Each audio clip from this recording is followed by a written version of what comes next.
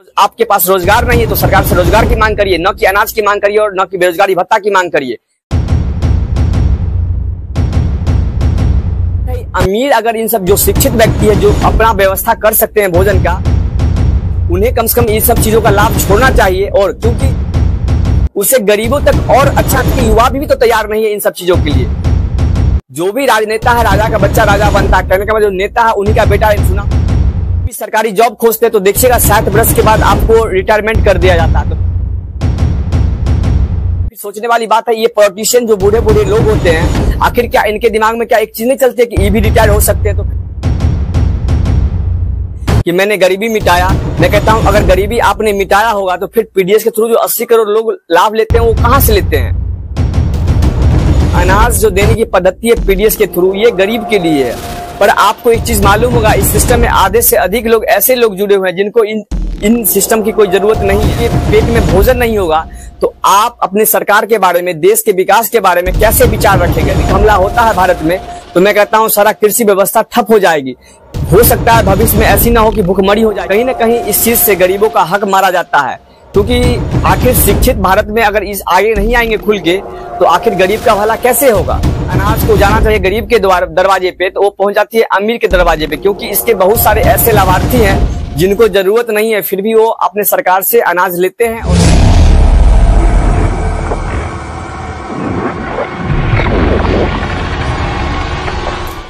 नमस्कार दोस्तों, आज हम बात करने वाले हैं भारत में हर महीने मिलने वाले गरीब को मुफ्त एवं सस्ता अनाज कैसे मिलती है और सरकार का इस पर कितना बड़ा खर्च होता है। आखिर ये सिस्टम कैसे काम करता है? ये सिस्टम आमतौर पर आप जानते होंगे अपने भाषा में, वो है राशन सिस्टम। इस पर सरकार का कितना खर्च आता है हर महीने? आखिर ये देश के लिए क्या बोझ बनती जा रही है? सच में ये गरीबी को दूर कर रही है कि गरीबी की संख्या हमेशा बढ़ती जा रही है? आखिर सबसे पहले हम इस मुद्दे पर हम बात करते हैं कि सबसे पहले आइए 1960 जिसमें एफसीआई की स्थापना की गई थी, फूड कॉर्पोरेशन ऑफ इंडिया। उसके बाद तत्कालीन प्रधानमंत्री 1965 में लाल बहादुर शास्त्री जी ने पीडीएस को स्टार्ट किया था और ग्रामीण क्षेत्रों में गरीबों की पहुंच को बेहतर करने के लिए इस सिस्टम को बेहतर किया कि लोग कम से कम भरपेट भोजन कर सके और सही से रह सके। इसके लिए सबसे पहले व्यवस्था किए थे। खासकर आप जब देखेंगे इंदिरा गांधी जब आई सरकार में तो उन्होंने भी ग्रामीण स्तरों पे बहुत अच्छा से काम किया और ग्रामीणों गरीब लोगों की बहुत बेहतर पहुंच बनाया इस सिस्टम से जोड़ने के लिए। खास तौर पर जब आप देखेंगे 1992 में आते आते नरसिम्हा राव की जब सरकार बनी तो उसमें खास तौर पर एक चीज किया गया था, वो है रिवाइज्ड पीडीएस सिस्टम। यानी कि आपको मालूम होगा इन सब चीजों के बारे में कि बेहतर कि उस चीज को थोड़ा रिवाइंड किया गया था। कहने का मतलब जिसमें जो आखिर सभी लोगों को पहले दिया जा रहा था उसमें से कुछ लोगों को काट के, और जो इनके सच में लाभार्थी थे जिनको ये पीडीएस का लाभ पहुंचना चाहिए उन व्यक्तियों तक बस पीडीएस का लाभ पहुंचाने का टारगेट रखा गया था।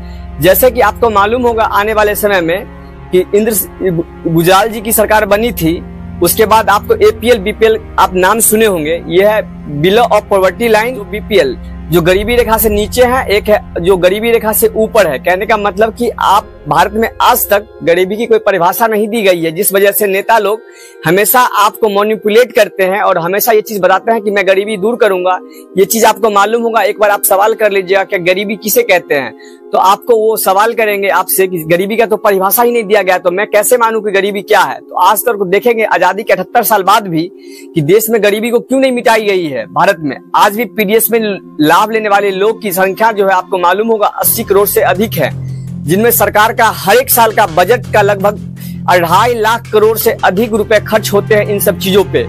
आपको मालूम होगा पीडीएस के थ्रू जो चीज मिलती है उसमें है गेहूं, चावल, केरोसिन और चीनी। इन सब माध्यमों से गरीबों की मदद की जाती है। पर सोचने वाली बात है, क्या गरीब की बस इतनी सी जरूरत है? जो गरीब लोग आखिर ये इसमें सबसे बड़ा खामी भी ये चीज है कि जितनी सरकार से जो बेनिफिट्स दी जाती है वो उन तक पहुंचती है या नहीं पहुंचती है, इसकी क्या गारंटी कि पूरा जो भी सरकार आपके लिए योजना बनाती है, जो भी पीडीएस के थ्रू जो अनाज आपके लिए वितरण करती है उसमें सच्चाई है या नहीं है, क्या उसमें घोटाला नहीं होता है? तो आपको भी मालूम है कि घोटाला होती है और जो डीलर लोग हैं वो आपको कम देते हैं। तो कहीं न कहीं मुझे एक चीज मालूम है कि अभी वर्तमान समय में डिजिटल हो चुका है, उसके माध्यम से मेरा एक अपना विचार है इस माध्यम से कि लोगों के खाते पे आप डीबीटी के माध्यम से सीधा बेनिफिट ट्रांसफर आप कर देंगे पैसे के, लोग अपना मार्केट से खरीद लेंगे, जिसके माध्यम से एक चीज होगा, बिचौलियों की कमी हो जाएगी, जिस लीकेज की जो एक समस्या सबसे बड़ी भारत में, अनाज को जाना चाहिए गरीब के दरवाजे पे तो वो पहुंच जाती है अमीर के दरवाजे पे, क्योंकि इसके बहुत सारे ऐसे लाभार्थी हैं जिनको जरूरत नहीं है, फिर भी वो अपने सरकार से अनाज लेते हैं। कहीं ना कहीं इस चीज से गरीबों का हक मारा जाता है,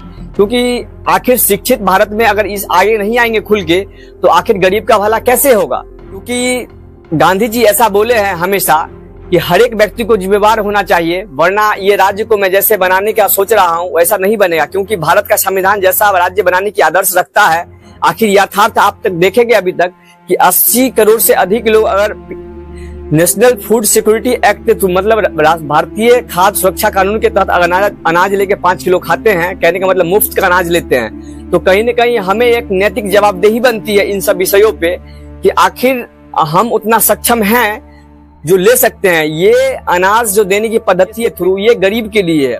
पर आपको एक चीज मालूम होगा, इस सिस्टम में आधे से अधिक लोग ऐसे लोग जुड़े हुए हैं जिनको इन सिस्टम की कोई जरूरत नहीं है। इस वजह से एक देश का एक आर्थिक घाटा होता है, और जानते होंगे कि भारत सरकार को रेवेन्यू लॉस डेफिसिट होती है, जिस वजह से कि उस पैसे को अगर बचेंगे तो आप इंफ्रास्ट्रक्चर रोजगार में इन्वेस्टमेंट करके भारत के युवाओं के लिए रोजगार को क्रिएट किया जा सकता है। जब तक हमारा एक सक्षम देने वाला नहीं बनना होगा, क्योंकि ये लोकतंत्र है, लोकतंत्र में जब तक हम छोड़ना नहीं सीखेंगे, क्योंकि आखिर सरकार जो पीडीएस के थ्रू आपके दरवाजे तक अनाज पहुंचाती है, कहीं न कहीं हमें टैक्स के माध्यम से उस पैसे को लेती है।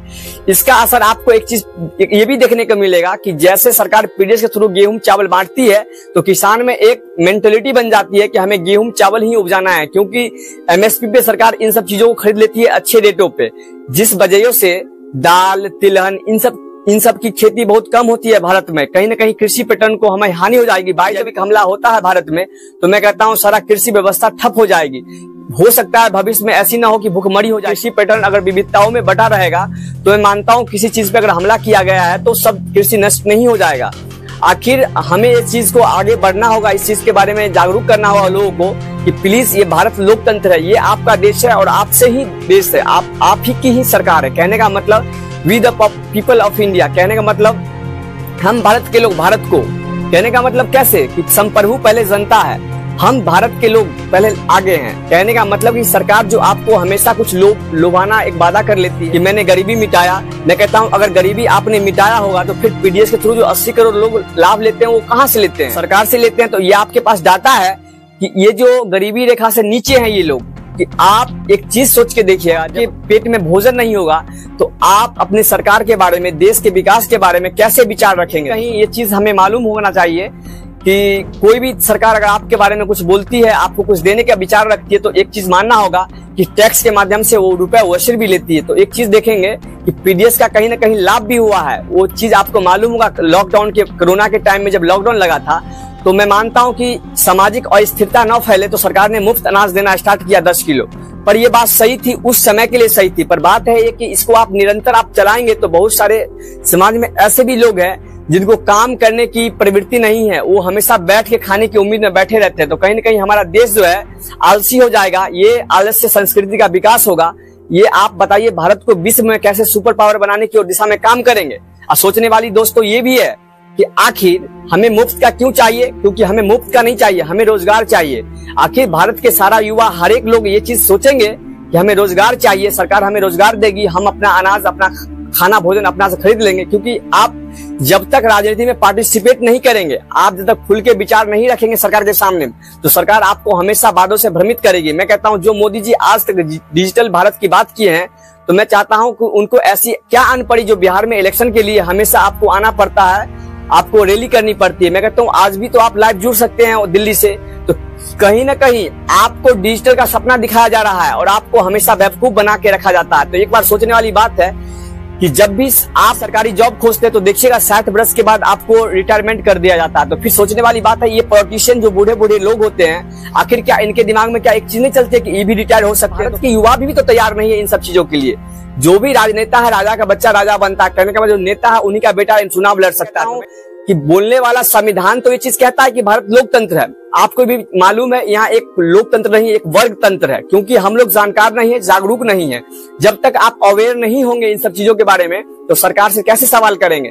तो खासकर हम ये चीज चाहेंगे कि पीडीएस का जितना लाभ हुआ है, तो मैं कहता हूं लाभ पीडीएस सिस्टम बहुत अच्छी बात है, इससे गरीबी दूर हो सकती है।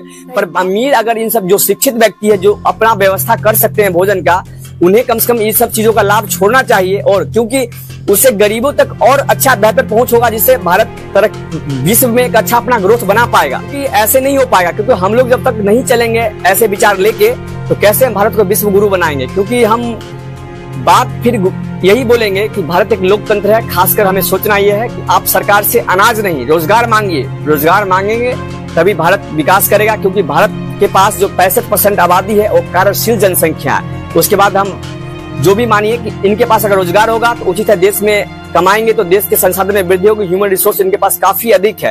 खासकर हमारे पास यूथ है, यूथ का शक्ति तो समझते हैं, युवा जिधर चलता है उधर भविष्य बनती है। तो कहने का मतलब है हमें भारत को एक सुपर पावर बनाने की तरफ अग्रसर करना चाहिए और भारत के हर एक युवाओं को संकल्प करना चाहिए इस वीडियो के माध्यम से। और अपने दोस्तों को भी शेयर करिए कि सच में आपको लगे कि आपके पास रोजगार नहीं है तो सरकार से रोजगार की मांग करिए, न कि अनाज की मांग करिए और न कि बेरोजगारी भत्ता की मांग करिए। डरकर और खुलकर बोलिए जय भारत जय हिंद। कहने का मतलब मिलते हैं अगली वीडियो में। धन्यवाद। अगर वीडियो अच्छी लगे तो लाइक करें, सब्सक्राइब करें, शेयर करें, क्योंकि आपके भविष्य की सवाल है। क्योंकि रोजगार नहीं होगा तो आपका कोई भविष्य नहीं होगा, क्योंकि पेट पर आप कब तक जिंदा रहेंगे। क्योंकि आप सोचे हुए सुने होंगे कि जैसा भोजन करेंगे वैसा ही बुद्धि बढ़ेगी। तो कहने का मतलब साफ है कि आप भी जानते हैं, मैं भी जानता हूं, ये सारा भारत के नागरिक भी जानते हैं कि जो पीडीएस के थ्रू जो अनाज दी जाती है उसमें क्वालिटी और गुणवत्ता कितनी बेहतर है।